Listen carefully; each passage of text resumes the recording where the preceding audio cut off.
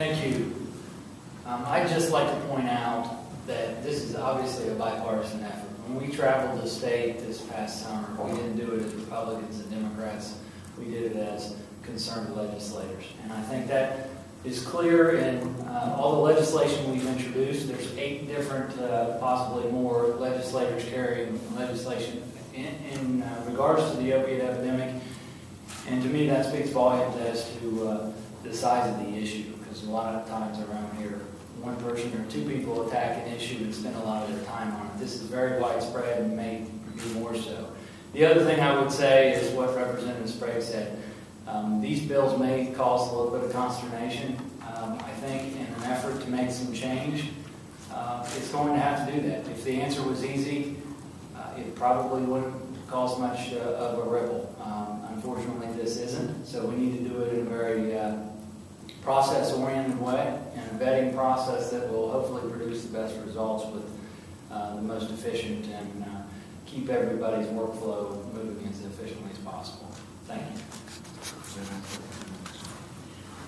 Very briefly, I know that many of you know that I come from a treatment perspective because I ran an outpatient treatment program prior to being a legislator. I do believe in the disease concept and the fact that, as Representative Sprague said, you know, treatment works, people do recover, and it's important that we look through the lens of that belief as we look at this legislation. We just came this morning from an interested parties meeting where we spoke with and listened to people from the medical community.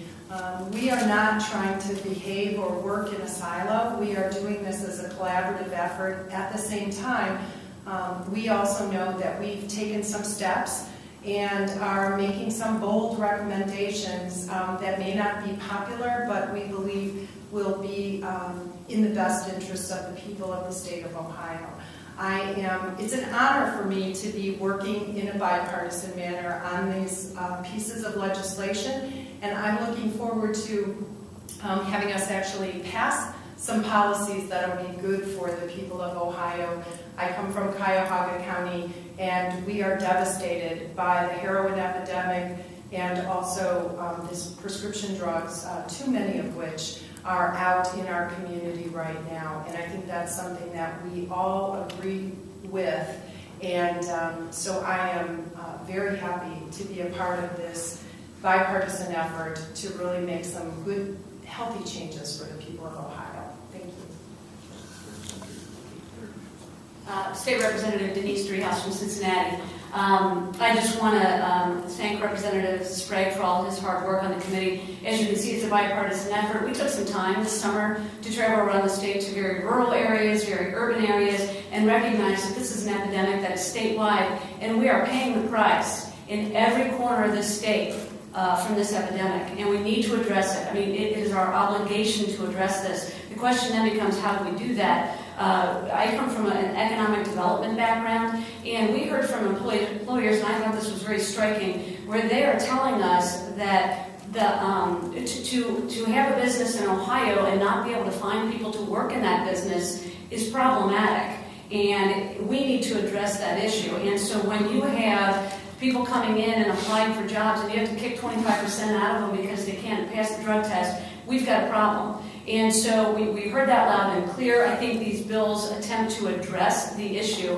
And one other thing, in Cincinnati, we had a meeting with some providers, and they talk about this continuum of treatment. And the last bill that was mentioned talks about that continuum. We've got models in the state that do this. You know, they get people off the drugs, and then they treat them to make sure that they're successful in the long term.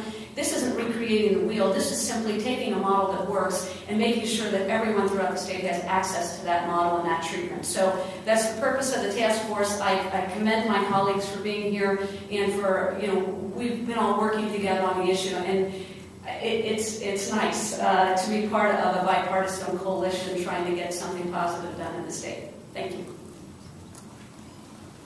Thank you. I'm Representative Nan Baker and Representative Kunze. We have both sponsored House Bill 314.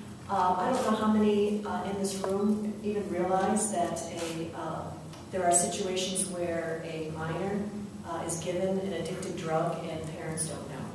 And this bill is to tighten that gap. It is the exception, not the rule, but with the crisis that we have seen when we have traveled across the state and the epidemic that is out there, we said this can't continue. We had testimony that was given that a child at 13 or 14 was given a drug that eventually led her to a life that was highly compromising through rehabilitation and prison time, and the parent never knew at the time that their child was given a drug that led to addiction. We all looked at each other on the panel. I'm new to this environment of healthcare. I usually am, as Representative Driehaus, in the economic development environment, but no one could really say that that in fact was illegal. And as we researched and looked, we found that it is in fact legal. And we're saying we can't think of a situation where a parent who is responsible for that child or a guardian should know if that child is given an addictive drug. If the home environment is so disruptive or dysfunctional that perhaps there are circumstances where a physician may give a drug to a 14-year-old and that 14-year-old needs to hide it in their household, I don't think that's a healthy situation either.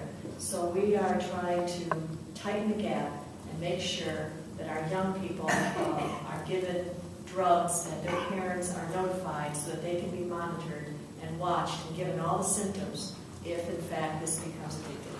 So I'm really pleased to have Representative Kunze and myself be part of a bill that we think will be very healthy for our Ohioans and also protective too of our doctors that prescribe these drugs, that they in fact will have evidence that yes, in fact, we had that conversation, the parents sat down with the child, and they knew that this was being prescribed and all the side effects that perhaps could come from it, and all the warning signs to notice if in fact we get out of control.